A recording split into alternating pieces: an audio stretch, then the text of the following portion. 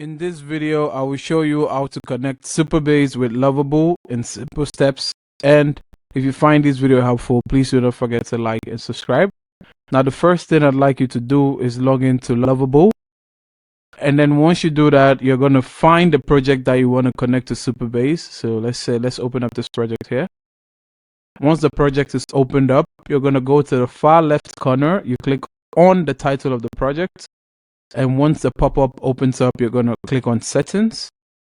Now on the settings, on the left side panel, we want to go down to connectors.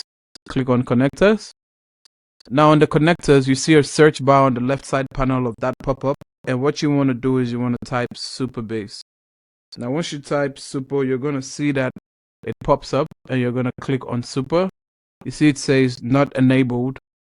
And you can come to the organization admin and you can click on Connect Supabase.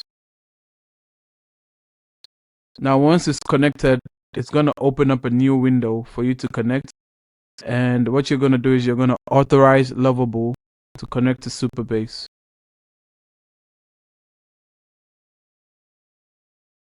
Now, from here, you're going to get the connecting to Supabase pop up.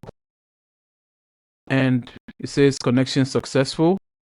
Now it says we have a problem. We apologize for the inconvenience. This is a Supabase. This is a Lovable problem. Now when you go back, you're going to realize it's connected to Supabase. You have Supabase connected.